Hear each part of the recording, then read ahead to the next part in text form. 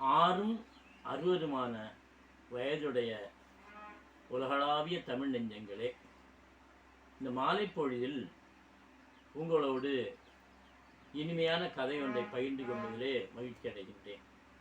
இந்த கதையினுடைய தலைப்பு உருக்கண்டு எள்ளல் வேண்டாம். அதாவது சின்ன உருவங்களை பார்த்து பெரிய உருவங்கள் கேவலமாக எண்ணுகின்றது அன்று தொட்டு இன்று வரை பிராணிகளிடம் மட்டுமல்ல மனிதர்களிடத்திலும் காணப்படுகிறது. அதை வரலாற்று ரூபமாக வரலாற்று ஆதாரத்தோடு சொல்லவிருக்கின்றேன். அகத்திய முனிவரை பற்றி நீங்கள் கேள்விப்பட்டிருப்பீர்கள். அகத்திய முனிவர் என்பவர் முனிவர்கள் எல்லாம் தலை சிறந்தவர், இலக்கண நூலை படைத்தவர், வைத்திய நூல்களை எழுதியவர், தொல்காப்பியர் என்பவருக்கு ஆசிரியராக இருந்தவர். இப்படி பல்வேறு சிறப்புகளை உடையவர் அகத்திய முனிவர். அவரை மிகவும் உயரம் குறைவானவராக குள்ளமுனி என்று சிலர் அழைப்பார்கள். அப்படிப்பட்டவர் ஒரு நாள் வழிபோக்காக போய்கொண்டிருந்தார். அவர் போகின்ற வழியிலே 2 அரக்கர்கள் வழிபோக்கர்கள் எல்லாம் பிடித்து தின்பதிலே ஆர்வமுடையவர்களாக இருப்பார்கள். அவர்களுடைய தொழில் என்னவென்றால், மிகவும் ஆஜானுபவான ஒரு உயரமானவர்கள், 7 அல்லது 8 அடி உயரத்தில் இருப்பவர்கள். இந்த குருமுனியோ 3-3.5 அடிக்குள்ளே தான் இருப்பார் உயரம். இந்த குருமுனியை பார்த்ததும் நல்ல உணவு நமக்கு கிடைக்கப் போகிறது என்று அவர்கள் திட்டம் செய்து கொண்டார்கள். திட்டம் செய்து கொண்டு வாதாபி வல்லபி என்கின்ற அந்த அரக்கர்கள் என்ன செய்வார்கள், வழி செல்பவர்கள் எல்லாம் பிடித்து நேரடியாக தின்னாமல் வாதாபி என்பவன் மாம்பழத்தை போல உருவம் எடுப்பான். அந்த மாம்பழத்தை அவர்கள் பார்வையில் படும்படி வல்லபி வைத்துவிட்டு மறைந்து சென்று நின்றிருப்பான். நின்று கொண்டிருக்கின்ற போது மிகவும் கோடை காலத்தில் பசியோடு வருகின்றவர்கள் அந்த பழத்தையாவது தின்றுவிட்டு போகலாம் என்று அவளோடு எடுத்து பழத்தை தின்றுவிட்டு பக்கத்தில் இருந்த நீரோடையில் தண்ணீரை பருகுவார்கள். அவ்வாறு பருகின்ற போது வல்லபி எவ்வாறு இருப்பான், வாதாபி அருகில் நின்று வல்லபி வல்லபி என்று அழைப்பான்.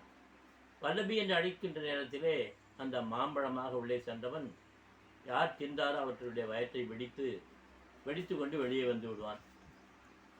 அவ்வாறு அவர் இறந்து போன பிற்பாடு 2 அரக்கர்களும் அந்த உடலை தின்று விடுவார்கள். இதுதான் வழக்கம். அவ்வாறு தான் குருமுனியை பார்த்ததும் அகத்தியரை பார்த்ததும், எத்தனை ஆஜானுபாவமான மனிதர்களெல்லாம் சென்று விட்டோம், இந்த முனி நமக்கு கடவை கூட பத்தாது, இருந்தாலும் விட்டு வைக்கக்கூடாது என்று சொல்லிக்கொண்டு வழக்கம் போல மாம்பழ ரூபம் எடுத்து அவ்விடத்திலே இருந்தான் ஒரு அரக்கன். மற்ற அரக்கன் அவரை போல அங்கே வந்த அகத்தியருக்கு எல்லாம் தெரியும், இருந்தாலும் இவர்களுக்கு தகுந்த பாடம் கற்பிக்க வேண்டும் என்று மிகவும் ஆவலாக அந்த மாம்பழத்தை எடுத்து பூசித்தார். அருவியிலே தண்ணீர் குடித்தார். இப்பொழுது பார்த்து வாதாபி வாதாபி என்று மற்றொரு அரக்கன் கூப்பிடுகிறார். அதே நேரத்திலே அகத்திய முனிவர் என்ன செய்கின்றார், ஜீர்ணாபி என்று தன் வயத்தை தடவுகின்றார். அவ்வாறு தடவியதும் அந்த அரக்கன் உள்ளே இறந்து போகின்றான்.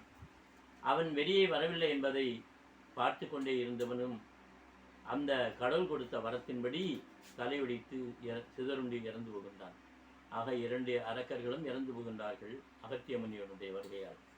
ஆகவே மிகவும் குள்ளமாக இருக்கின்றவர்கள், அல்லது எளிமையாக காணப்படுகின்றவர்கள், அல்லது உயரம் குறைவானவர்கள், அல்லது அறிவாற்றல் அல்லாத மந்தபுத்தி உள்ளவர்களைப் போல அவர்களை பார்க்கின்ற போது அவர்களை எள்ளி நலையாடக்கூடாது. ஏனென்றால் அறிவில்லாதவன் என்ற வார்த்தையை சொல்கின்ற போது அவனை மற்றொரு உருவம் என்ன சொல்கின்றது, அறிவில் ஆதவன் என்றும், அழகில்லாதவனை பற்றி அழகில்லாதவன் என்று சொல்லும்போது அழகில் ஆதவன் என்றும் அங்கே மறைபொருள் நமக்கு மாற்று பொருளை கொடுக்கிறது. ஆகவே யாரையும் நாம் ஏளனம் எண்ணக்கூடாது என்பது 6 to 60 வயதான மனிதர்களை நம் அனைவருக்கும் தகுந்த ஒரு பாடமாக அமைகிறது அல்லவா? இந்த கதையை நீங்கள் விருப்பமுடன் கேட்டதற்காக நன்றி, வணக்கம்.